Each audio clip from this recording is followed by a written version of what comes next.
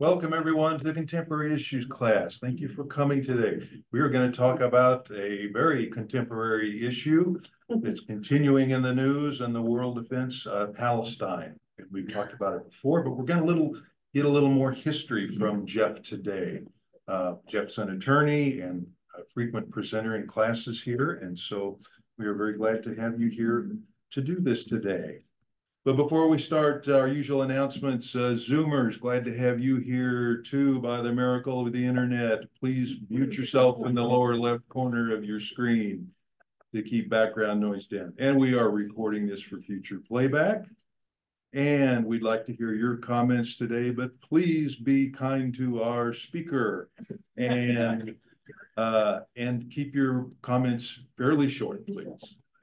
So nobody can dominate and take too long to tell us your life story. Maybe next time on that. Okay, come on in, Linda, come on in, it's okay. All righty, other announcements. Any things going on Christmas season, many things going on at the church, but none in particular we need to promote today. Okay, with that, I want to introduce Jeff. Jeff is an attorney, a retiring attorney, almost completely retired now, and specialist in attorneys always say almost, or recovering attorney. But we appreciate your many topics you present so well.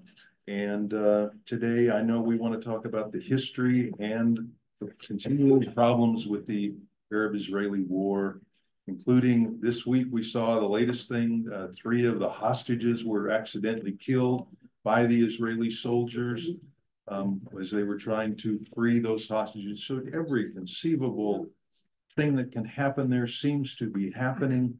And why is it continuing? We're going to talk about all that today. Thank you, Jeff. Oh, yes. Thank you all. And thank you, Steve, for letting me come here. We did have a presentation on this same topic, over a month ago. And, it occurred to me that we could go back into the history a little bit and maybe focus on just a couple of the issues that I think have led to, the irretractable situation. It seems unsolvable. And I have, over the years, kind of tried to follow this a little bit, and it gets confusing. It was pointed out to me, I was even confused on one of the accords, who torpedoed it and who accepted it. And Steve Axon corrected me and showed me which one was right. But this kind of started as a project for me when I was preparing for a trip to Israel with Harvey. And you all know Harvey's a taskmaster about making you learn about the places you go and see the history of it. And as I was preparing for that, I really got caught up in this subject, and I wanted to know more about what happened. And I learned, there really was 2 sides to this whole affair, and it was very complicated. And I realized also that I didn't always get all of the full story here in the US, because I think a lot of it gets sort of filtered because of the way the media or the administration wants us to view about it and feel about it. And it's also more complicated even now because of the geopolitical nature of what's going on with how Iran really backs a lot of these anti-Israeli factions and organizations. They've kind of lost their true original objective and have become more just surrogates and of Iran and its agenda. Couple disclaimers. Of course, I'm not an expert. This is just sort of my attempts as a curious person wanting to know what's going on. And of course, it's very impossible to really do justice to this topic in a PowerPoint or a 90 or a 60-minute class like this or review. So hopefully you all learn something new. For a lot of you, this is going to be repetitious a little bit. But let's go ahead to the PowerPoint. And actually, I originally prepared this PowerPoint more for my own curiosity back in 2016 as we were getting ready for our trip to Israel. and I updated it here just recently. So let's go to slide 2. And I had just a couple little observations. Other than here and there, I've made my own observations, which are mine, not necessarily the history. Um, but just to help me kind of understand what's going on. And, in this situation, there's a lot that's been happened, and I don't think we can ever go back. It's kind of like the sermon today. You can't go back to the way things were. The bell has rung for a lot of these things, and you can never unring a bell. Um, in fact, I thought the sermon this morning was very telling about the Palestinian people were much like the Israelis when they were in exile in Babylon. They were collectively and individually a people that were homesick and are longing to go back to their homes in Palestine that they had, the people that live in Gaza, the refugees that live in Lebanon, and even quite a few that live in Jordan and other places. In fact, I was surprised to learn, it's not in this outline, but many Palestinian families, their prized heirloom is the keys to their original home that they had before the Israeli Declaration of Independence, and they were ousted from their house. So they keep that as an heirloom and have passed that to their children. And that's their longing for going back home to their particular olive grove or their particular house and neighborhood and all of those things. And, Mark, I think quoted from one of the Psalms today about how the Israelis lamented while they were in Babylon, that they missed Zion. They were remembering Zion and they wept by the rivers of Babylon. There's also another, ironically, opposite Psalm 137. You all maybe remember that because it's so bizarre. And in it, one of the quotes is from the Israeli people remembering living in Babylon and wanting retribution and revenge. And one of the quotes is, "Happy is the one who seizes your infants and dashes them against the rocks." And that's the way the Hebrews felt about the Babylonians. They wanted to dash the Babylonians' babies' heads against rocks as retribution for their being exiled in Babylon. And if that's the way the Israelis could have felt and would write that in a psalm, maybe we can have some empathy or at least understanding of why a Palestinian might think something similar. Not that I'm advocating anybody doing anything violent. That seems to be the problem, is that we just have violence reoccurring with violence. That's the two wrongs don't make a right. We just have a cycle of violence here that this slideshow or this PowerPoint will become kind of redundant at some point. So we're going to just skip over things. And then I think whatever thinking we had that's got us here is not going to be the thinking that gets us out of it. And so I don't really have any answers to those questions of how you get out of it, but I'm trying to at least understand how we got to where we are. So let's go to the next slide real quick. And these are just some quick terms and background there. Palestine, just for those of you that may not have a good handle on that, is just this area in the Middle East that used to be Israel of biblical reference, but also includes, some of that area adjacent to it that was part of Israel from time to time. But as we know, the Israel kind of ceased to be a Jewish state, and there was a diaspora, and Jews lived all over the world. And this little area we call Palestine just kind of became a backwater to the rest of the world, where the people that had lived there historically just continued to do their thing, grow olives, raise sheep, do whatever kind of living that they could make there. And it was a hodgepodge of people, but mostly Muslims or an Arab kind of Palestinians, a small remnant population of Jewish people, and some Christian people, and all kind of doing their thing for years. Then they became part of the Ottoman Empire for a long time. And things started really changing um, just before World War One. And maybe we can, oh, well, let me I'm getting ahead of myself. So the Palestinians are those people that lived there. And as I pointed out, there was a small but fast growing number of Jewish people that began to migrate there during a process or a time philosophy called Zionism, which we'll touch on because it's kind of important to how Israel became repopulated and reconstituted as the nation it is now. The Palestinian Mandate was the World War II mandate that was granted to Great Britain as part of the resolution of that war.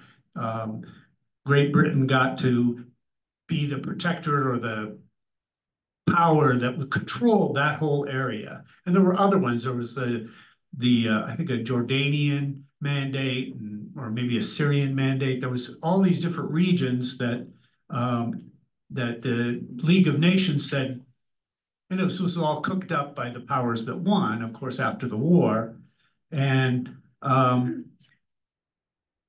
they kind of took control. And that was fine, I think, at first. But then the Zionist movement really took hold. And that was maybe another slide on that. Why don't we go ahead, one more. And yeah, and so Jeff, I wonder if you could read, some of us can read that yeah, far away.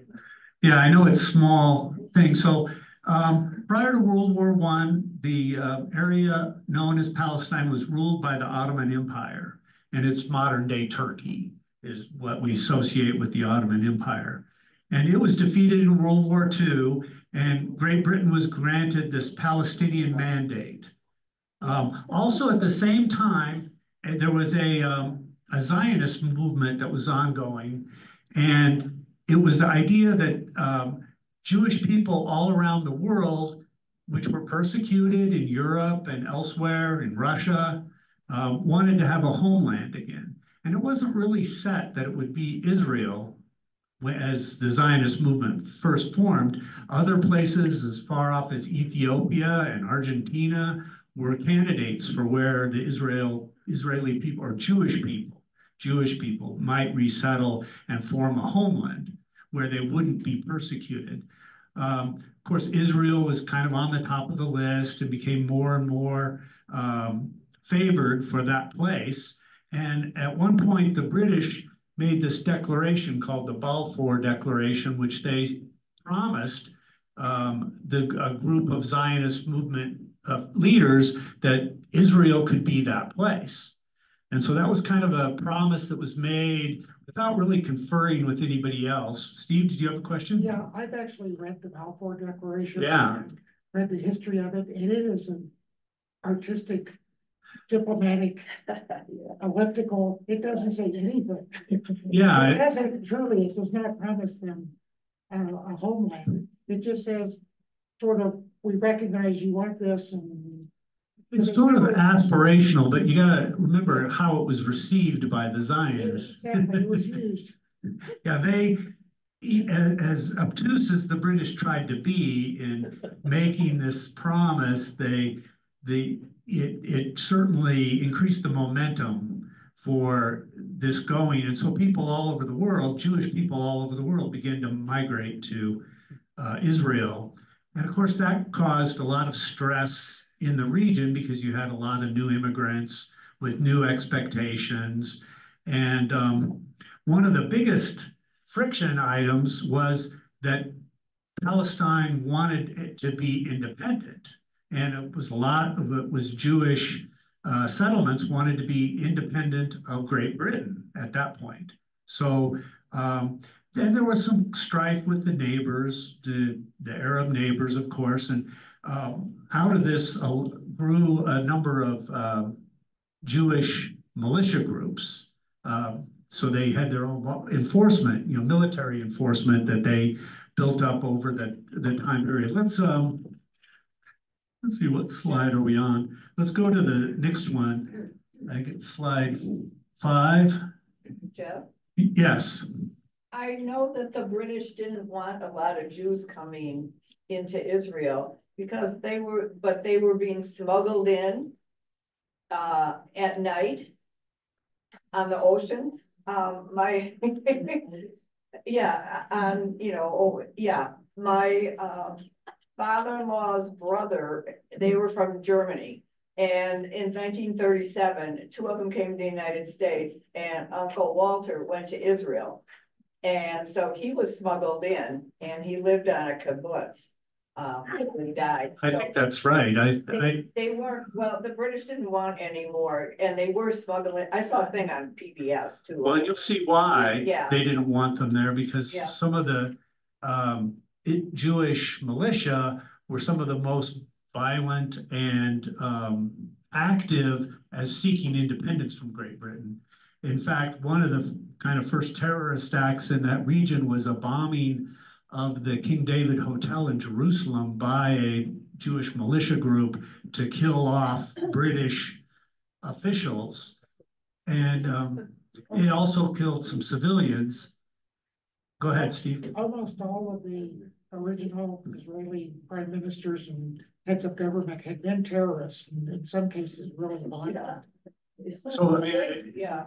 it's kind of important, and this is one of the things I wanted to focus on today, was because it was really a messy, if not ugly, way that the nation of Israel, and when I say the nation of Israel, that I do not mean Jewish people or the Jewish religion. I mean the state of Israel came about in a very messy way. In fact, these are some of the pre-Israel paramilitary groups that I think is just important really to point out, because this gets glossed over in all the histories. You won't see this in most outlines unless you dig a little bit deeper, but there were several of them. One of them was kind of the more moderate and became ultimately the IDF, the Israeli Defense Forces, the top one, Hangara, that's Haganah. Yeah, but what was and as Steve's point, a lot of the prime ministers and early leaders of Israel were the captains and generals in these militias that took over.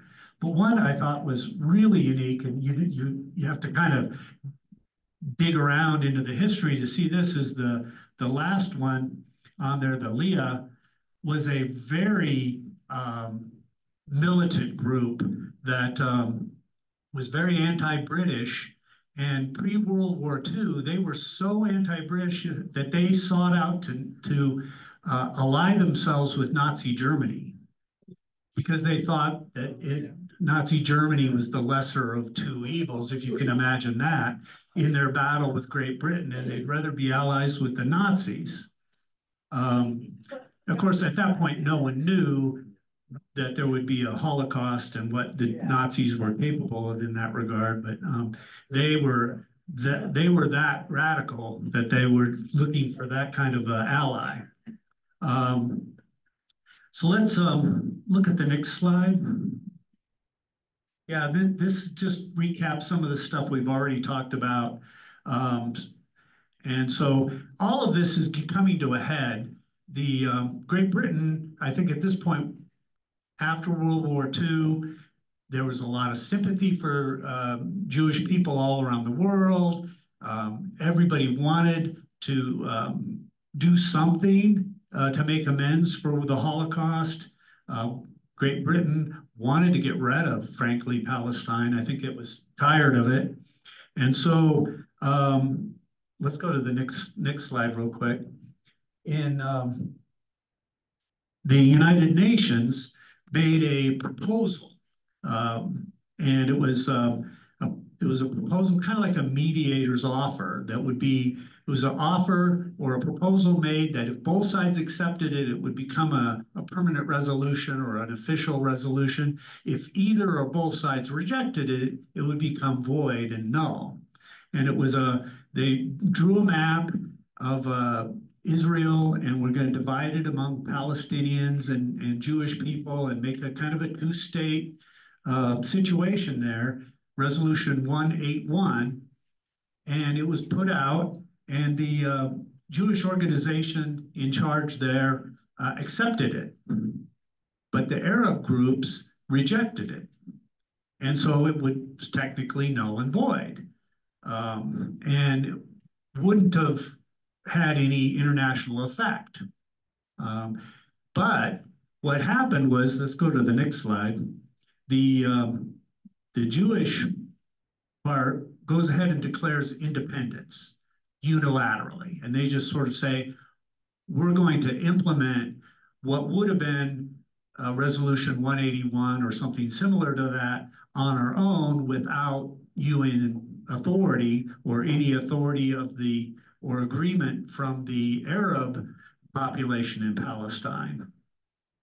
And so they declare independence, and that of course triggered a war where all the other Arab nations around rallied around the Arab groups in Palestine to kind of prevent this from happening against their will. And it didn't happen, you know, it wasn't just that disagreement about drawing boundaries. It was quite a disruptive and violent thing, this Israeli Declaration of Independence. So let's go to the next slide. Yeah, so in fact, the Palestinians call it the Nakba, the catastrophe. And this is a description, was the violent displacement and dispossession of Palestinians and the destruction of social culture, identity, political rights, and national aspirations. And so looking at it from their side, they were ousted. Let's go one more slide ahead. They were ousted from their homes, some of them physically, some of them psychologically. There was as many as 30 massacres in different civilian areas. The Dur Yashan massacre was one of the bigger ones in April of 1948. And again, these are all things that Western media don't really ever emphasize. You have to kind of read a little more about it, but you know, over 100 people were slaughtered in some of these towns. And of course, word got out that if you didn't move, you might be shot. And so that made so that hundreds of thousands of Palestinians ended up moving out of their homes. And a lot of them ended up in areas like what's now Gaza, Jordan, Lebanon. Steve, you got a comment on that? Another factor was that the Arab governments promised the Palestinians the right of return. They said, clear out, let us win the war, and then you can go back home. And of course, that's never happened. Yeah, and as you'll see too, the UN has also made several resolutions ratifying or affirming the Palestinians' right of return. The only people that don't want that is the Israeli government. And so let's go on to another slide. And I think we just at the bottom of there was, I think, the original resolution of the UN 194 that recognized their right of their self-determination and a right of return to their homeland. So the Palestinian people have always been hearing from everybody, yeah, you were wronged and you were wrongfully displaced from your home and you have a right to return. They have not been able to exercise that right. And you know, things have gone from bad to worse. So we hear a lot about this first Arab-Israeli war that happened in 1948, which didn't go very well for the Arabs in the end. They lost that and were unable to make good on any promise they made to help return the Palestinian people. They wound up with less territory than they would have had if they had accepted the UN resolution. Jeff, was the Yeah. US involved at all in 1948? I don't think, other than making, whatever political statements, I'm not really aware of any. Military support? I don't believe so. What I've read is that President Truman was originally against the whole Israeli thing, but one of his best friends was Jewish. And his Jewish friend talked him into supporting the resolution. Yeah, that very well could be the case. I don't know of any US involvement in this, but we're going to kind of go fast through some of the other stuff because it's just war after war. But we all hear about this big war. And wait, go back one more. So we all hear about the Arab-Israeli War of 1948. And then if you look at a lot of outlines, it'll skip to the next war of the 1967 Six-Day War. Yeah. And you hear a lot about the Six-Day War, but a lot of people kind of neglect to mention in between there that we had the Suez Crisis, where of all things, France and Great Britain allied with Israel and took over the Suez Canal in kind of a surprise attack against the Arabs. And this was still, everything was very unsettled after the Arab-Israeli War.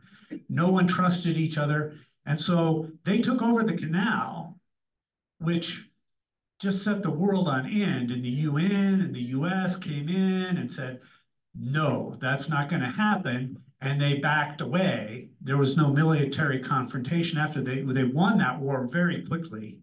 And they backed off and gave back up the Suez Canal. But if you can imagine, if you were an Arab state around there, you might not trust the Israelis or the Britons or French any more than you did before, because they just made this power grab.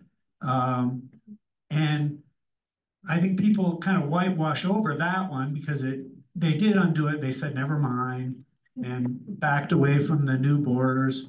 But again, I think that's an important factor to remember because it just shows how there's so much mistrust and festering, resentment going back and forth that it's hard for people to give that up.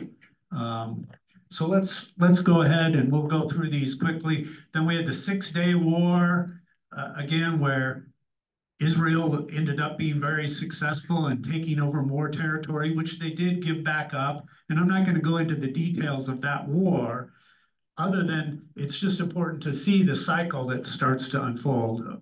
Let's go on to the next one.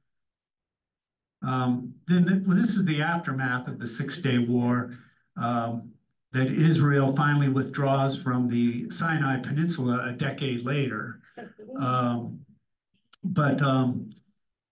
Let's go to slide 15. And yeah, that's it. I think that's the right one. And so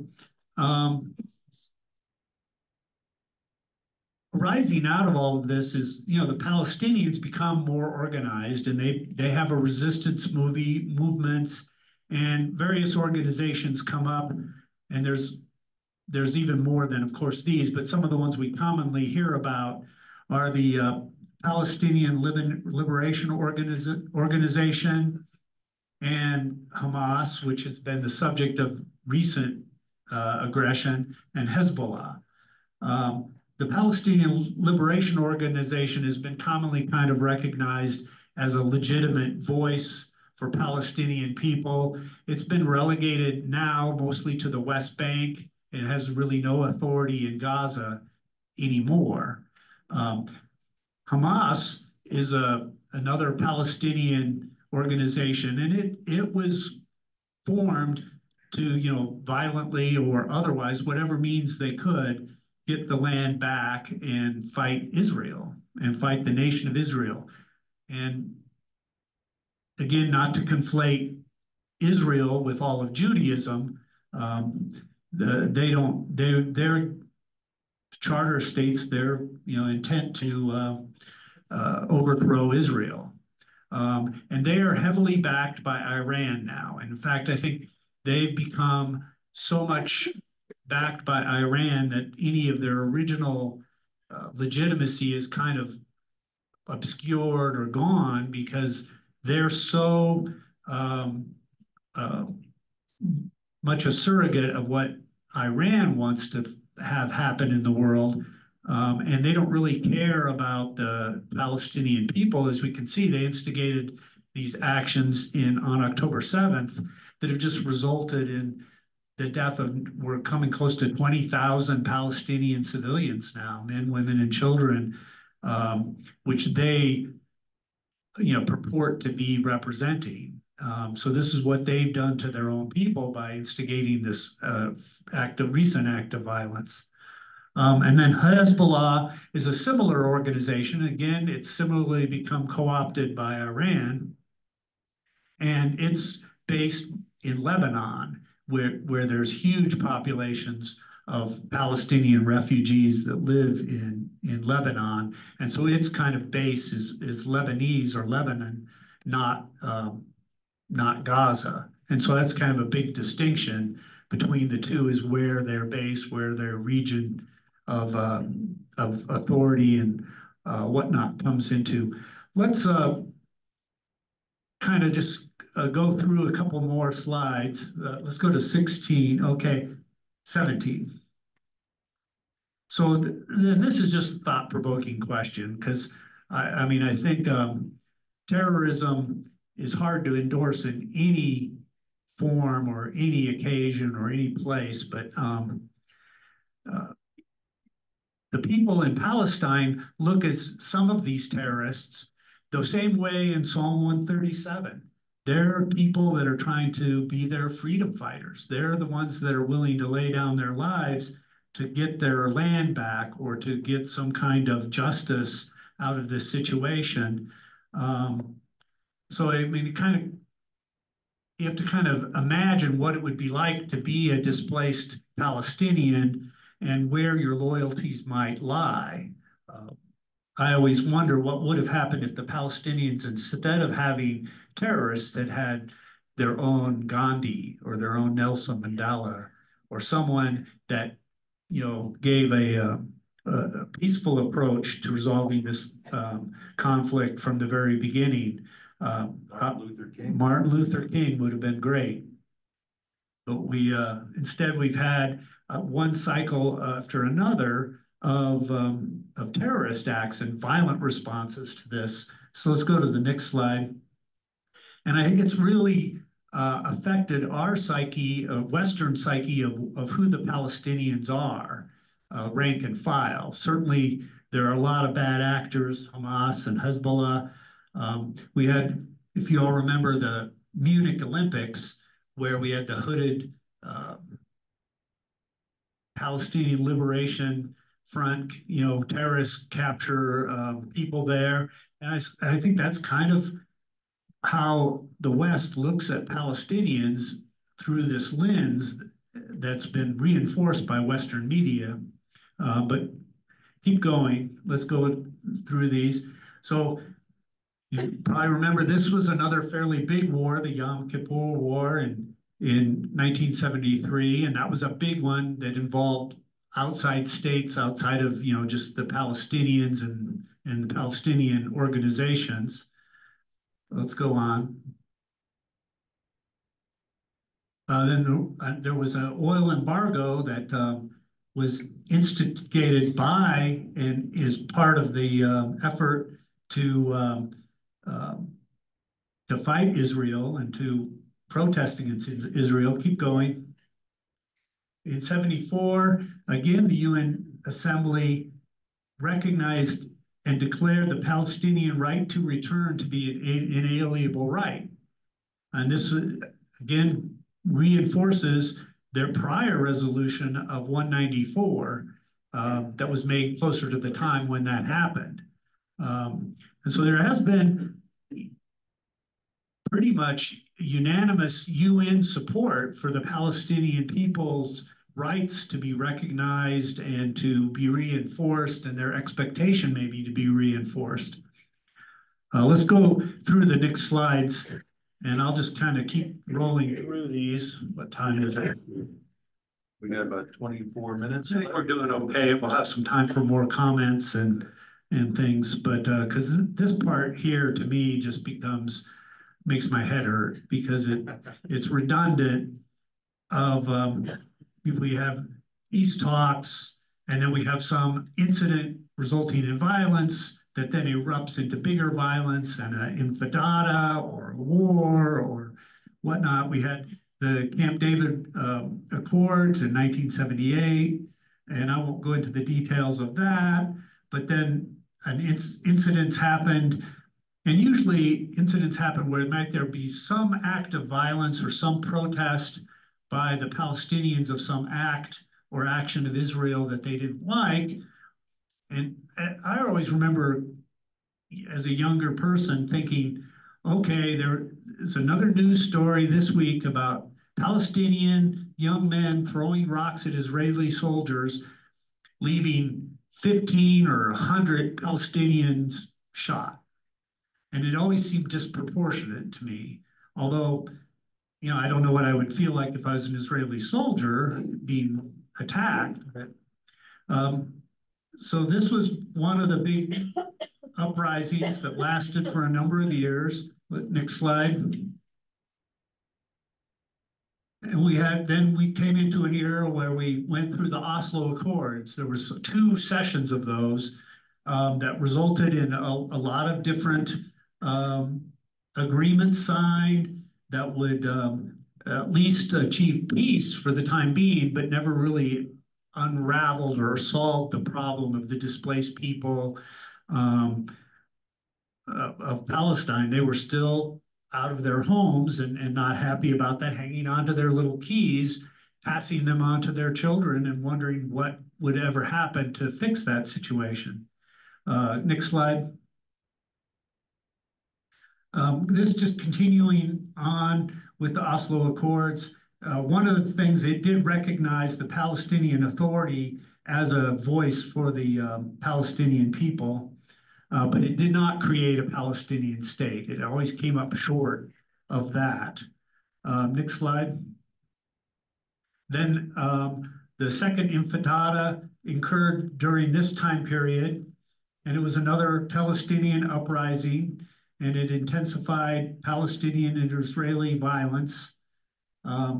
And again, they start over a thing where, like in this case, Ariel Sharon made a visit to the Temple Mount, and it was seen as very provocative and offensive to the Palestinian people that their Israeli leader would go there. And I'm not sure if there was more to it than just him visiting, but it started some riots and protests, which of course Israel tried to tamp down with more power and suppression, and led to further uprising. So let's go to the next one. Then you probably all remember, this is becoming more recent, the Roadmap for Peace. That was the Bush administration's attempt, and it came pretty close to solving the one. And I think it was agreed to. Palestinians accepted. Yeah, Palestinians accepted. Israel rejected. And Israel probably didn't reject this as a whole, but there are factions within Israel which are very conservative and probably would rather just wipe out Palestine than agree with anything. And all the time that this is going on, Israel continues to build settlements throughout Palestinian regions. And these settlements are kind of little outposts. A lot of the people that are willing to go live in these settlements are pretty conservative. They have their own weapons, and sometimes they have their own sort of militia-like organizations, and they'll defend themselves or retaliate pretty violently. And of course, those seem to the Palestinians as further encroachments, just further taking it out on and just putting the vice around the Palestinians' hopes and dreams of ever returning to their homes.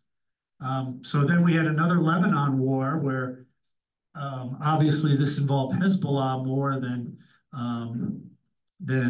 Hamas, but Israel even ended up invading part of Lebanon to go try to tamp that down. Let's go another one. We did have a long period in between where there wasn't a lot of big conflicts. But again, during that time, more settlements were being built. The conflict in Gaza is not new. In 2014, there was a big conflict that involved Israel invading that area and going in there to try to put down Hamas. And after this time period, Gaza became more and more restricted and physically and economically isolated from the world. Walls were built and security fences were built around that. Israel started building they call them barrier walls or barriers. They don't want to use the word wall, I guess. It's called the largest open air prison in the world. But some of the wall and the barrier walls, not even around Gaza, but is between the West Bank and Jerusalem and areas in central Israel. And so the travel is very restricted. If you're a Palestinian, you may not be able to go through those points. You definitely can't go out of Gaza. And their economic opportunity is completely controlled by Israel. And so let's go to the next slide. So this is just kind of a summary of what's been happening more recently. The Israel settlements continue to be built. In 2017, the U.S. formally recognized Jerusalem as Israel's capital, which of course was kind of a slap in the face to, I think, the Palestinians, who would also just as soon declare Jerusalem as their capital. But in any event, they begin to feel more isolated. Maybe they feel more desperate. They don't have any options or opportunity to find a peaceful resolution. No one's looking at them or no one's on their side. Iran's a big elephant in the room here. I think it's probably hard to understate how that destabilizes whatever could happen, I think, in Israel right now. But they continue to exert control and influence over Hamas and Hezbollah. Hezbollah continues only usually to use acts of terror and violence to further its cause. Hezbollah or Hamas, I don't think has ever engaged in any olive branch diplomacy that I'm aware of. And the majority of Palestinian people have no voice and feel they have no future. Next slide. So these are just some examples of how you could show the shrinking Palestinian control. The blue on the far left is prior to the Israeli Declaration of Independence, and those were Palestinian-controlled areas. Then after what would have been under the UN partition is the next one to the right, and to the right then is in 2080 or 1967 after that war, all the way over to the far right, which is really all that's left of what Palestine controls. And saying that they control it is kind of a generous term because, it's all subject to what Israel will allow. They're fenced in, they're limited. This is just a photo of what some of the settlements look like. They're very big. Some of them are very intrusive. They take up space. They're not little, log cabins in the prairie. They're big things that can house a lot of people. Apartment buildings. That's what settlements. The next picture is of the border wall, and this is more near Jerusalem, blocking off the West Bank. And you can see it's a pretty depressing thing. And on one hand, you're sympathetic with Israel wanting to protect its citizens from random terrorist acts, but at the same time, this just kind of is just a crushing blow, I think, to the Palestinians and maybe driving them, some of them, to organizations like Hamas. When you see that, you don't think you have any other alternative. This is a little map of Gaza, just to give you an idea of how small that is.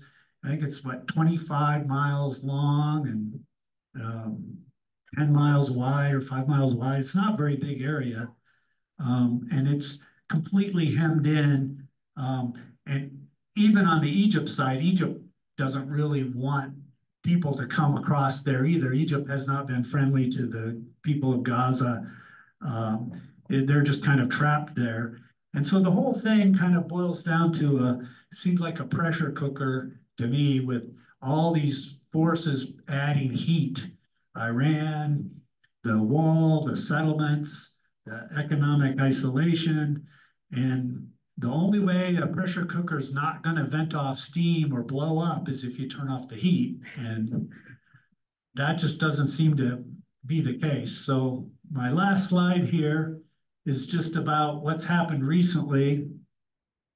And that's a photo of an Israeli airstrike, which we've seen many worse. That area right where that one airstrike occurs is probably all rubble now.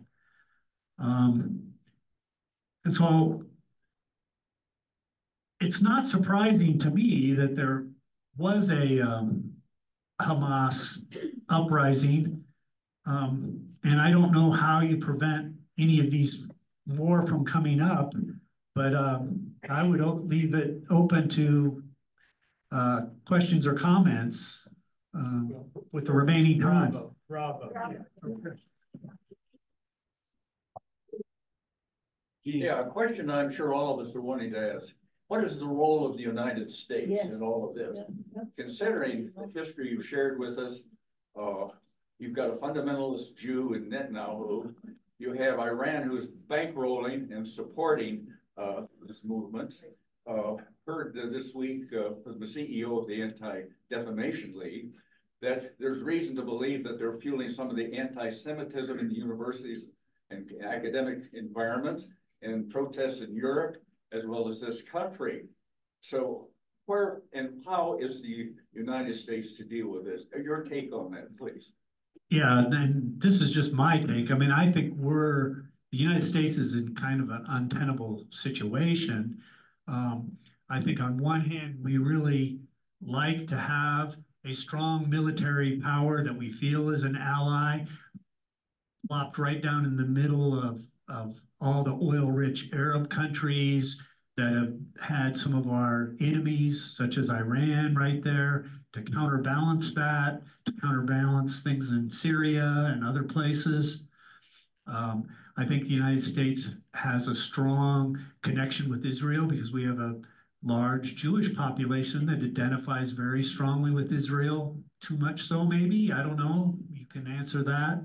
If we conflate Judaism with Israel, I don't think that's a good thing. But on the other hand,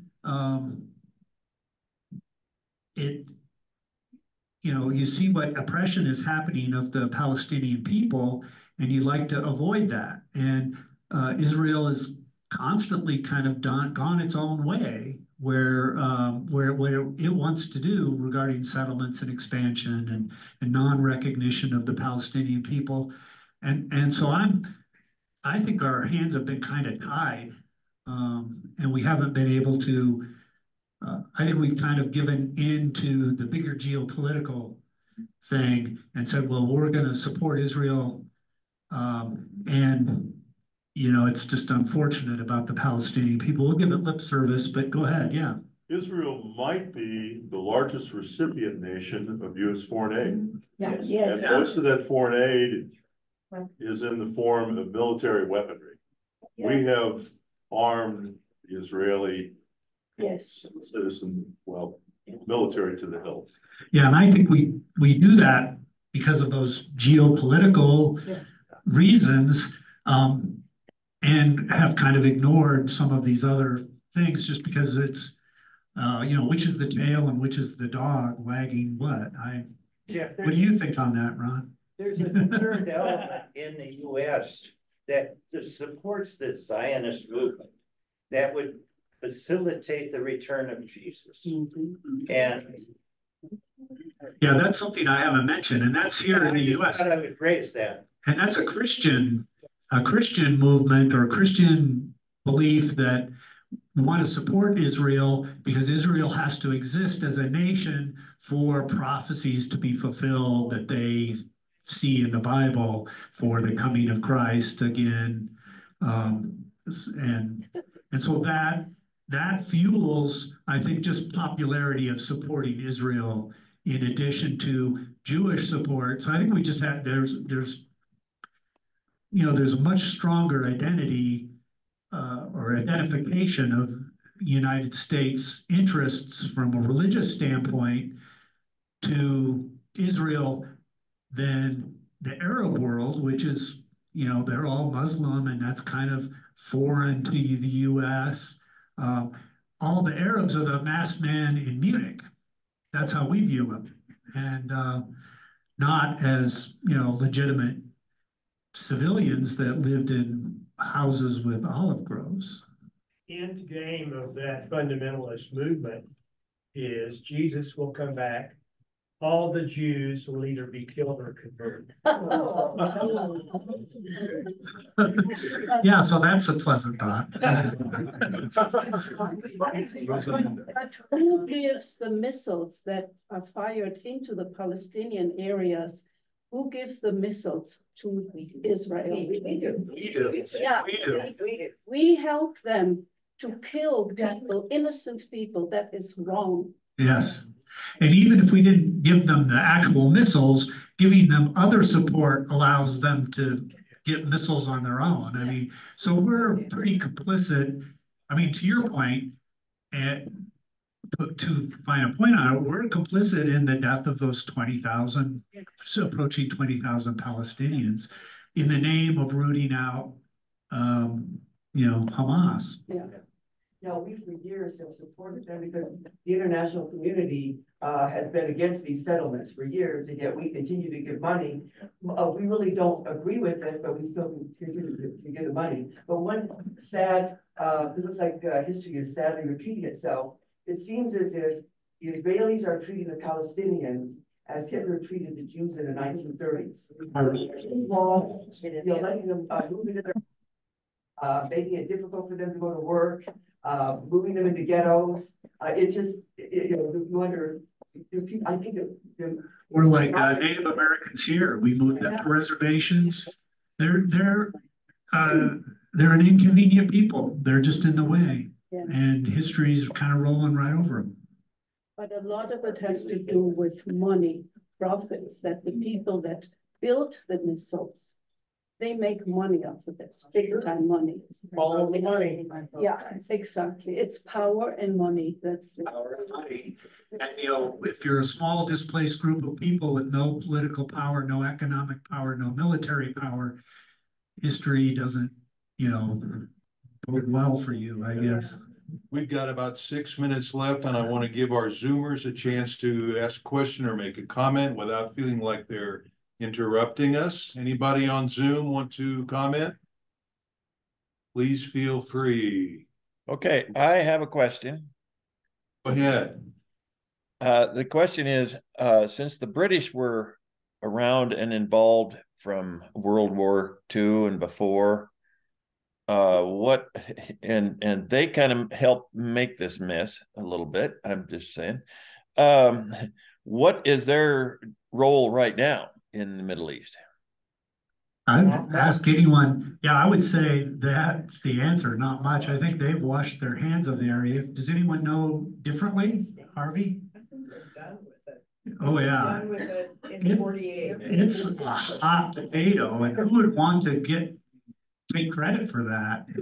Steve, do you have a I comment? was just gonna say, Britain and France are the created many of the geopolitical problems that we have Oh, today. yeah. And just through with a program we're running a map to create Kuwait. Yeah, And, they're gonna become Islamic countries. Yeah. before long. they carved them up and, yeah. Yeah, that was all the negotiations after World War One that happened in Europe Yeah. and didn't include any of the Well, local. on the other hand, people. Europe supported the, what do you call it, the Austria-Hungary, Germany during World War One, so they lost a war. You know, they may not have been the fault of the Palestinians, but the Ottomans ruled that area, and the Ottomans lost the war, so. Yes. Right. They expected to be a territory carved up. Oh, yeah, no, to the victor go the spoils, and that's certainly what happened in this case. I said that to a Palestinian, so it didn't go well. Oh, of course not. Well, it's kind of like saying, this is where you've ended up. You just better accept it and suck it up now. Your home now is in Gaza. Go ahead. So I think you began this whole talk about a reference to the issues going on in the universities in the United States. And having grown up in the 60s, when we had college students being shot by our own police over the Vietnam War, I was a senior in high school during that. This is very reminiscent for our college students who are becoming international students these days, who are becoming international citizens in a way that we weren't during the Vietnam War. We were typical Americans. Most of us had not been out of the US at that point. These kids growing up now and going to colleges, they're international. They have a 24/7 news media, social media response every day with international events that they read and they study and they hear about, and they have friends from other countries that are now living and going to school with them here. So we should not be, I don't think, quite so quick to accept any kind of media response that says someone is funding the response by the college students in the US. They have friends who are Palestinians. We have a Palestinian legislator, Iman Joda, who has a mother who still lives in Palestine. She's a wonderful legislator here in Colorado, a very peaceful person. She's spoken at St. Andrew many times. Yes. And so I think as we leave today at Christmas, we should also recognize that our young people in our universities are trying to make sense of what Jeff just laid out, the history of this in all of its totality.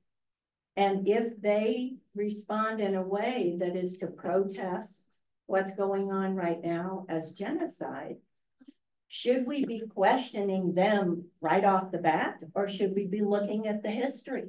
I think some of that is exactly what you're saying, is propaganda to discredit views that are inconsistent with kind of the main theme. And, my hope today was just to show or highlight how complicated this situation is and how there's really no side of this battle can claim complete innocence.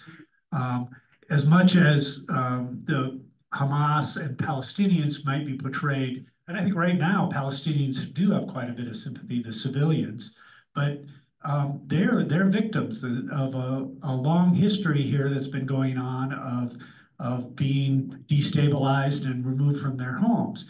And Israel is not the innocent country fighting for its existence in a vacuum. It's committed a lot of actions that are contrary to what we like to believe for a country that we are so allied with and that we would want to support. So,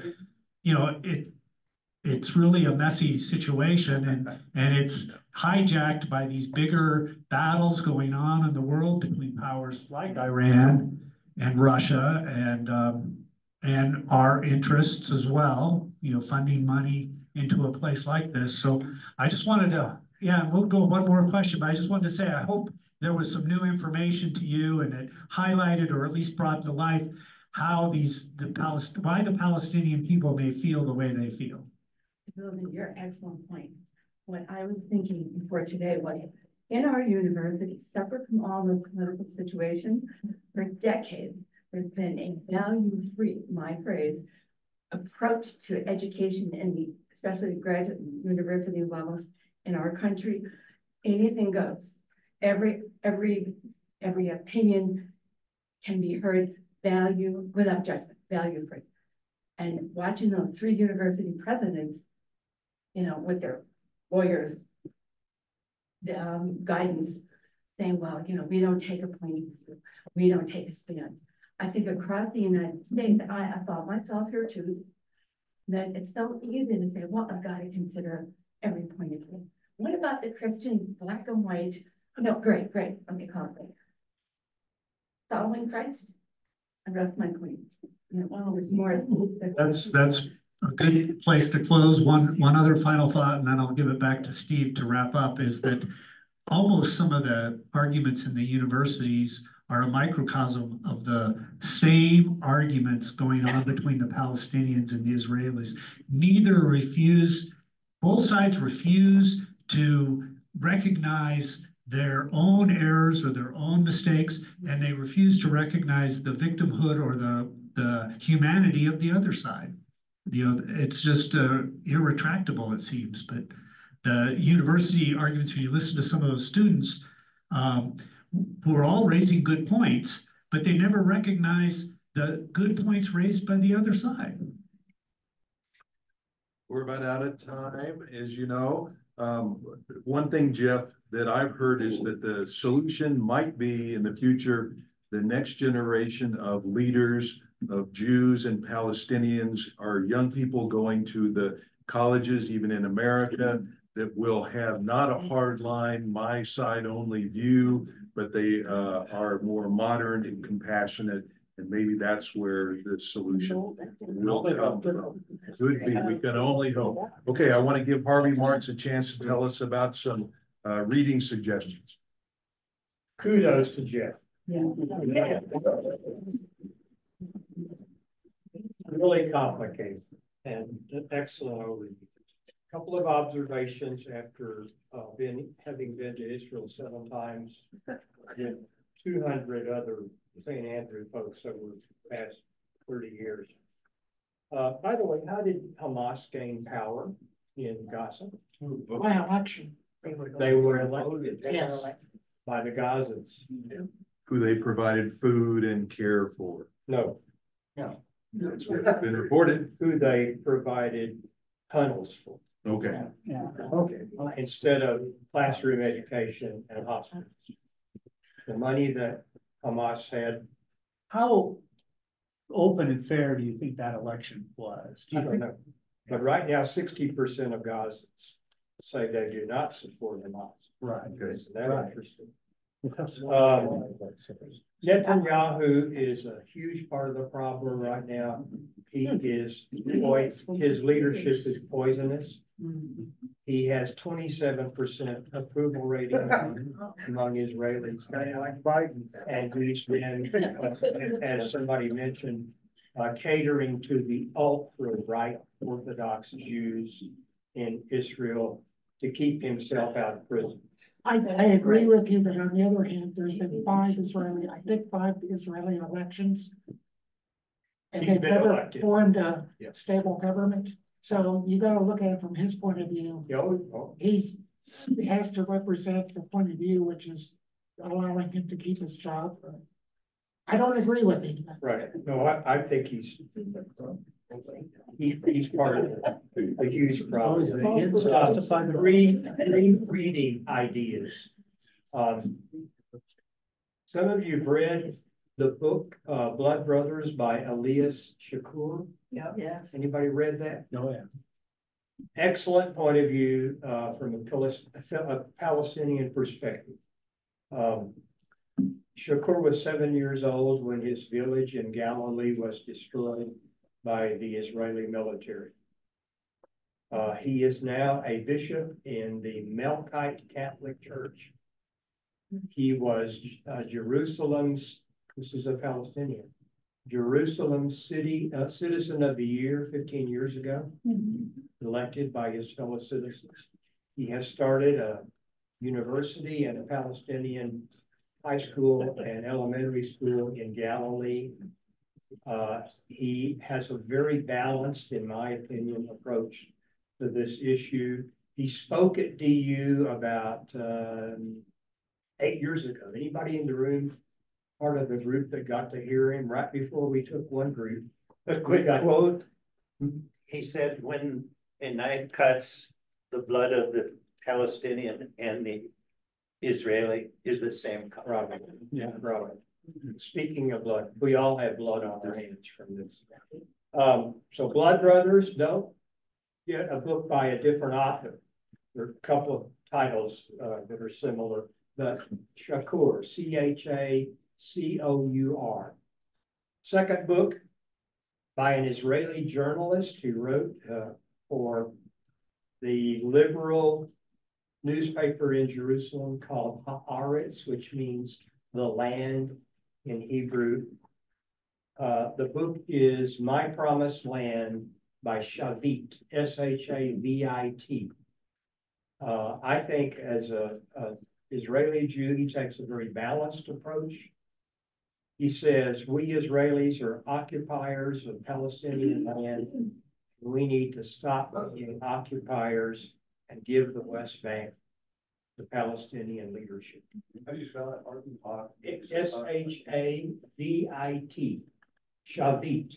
Tom Friedman mentions him in the past 3 months in his New York Times columns. Just wondering, is that the first last name that's just one? That's his last name, Ari, A-R-I, Shavit.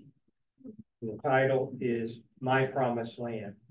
The last one is for people who like historical fiction and gets an overview for us. You know who I'm going to say? No, I'm not sure I do. Go ahead.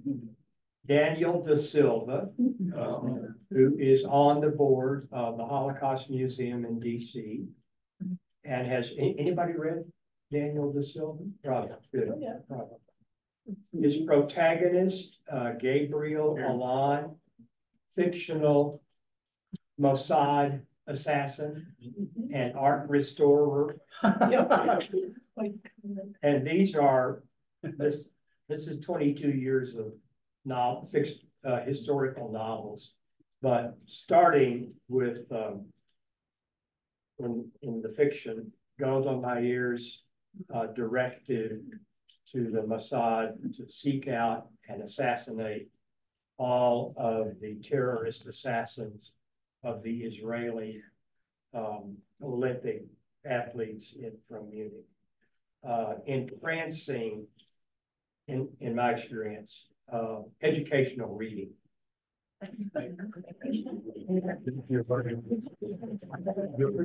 Thank you, everyone. We pray for both sides and for peace. Thank you for being with us. See you next week.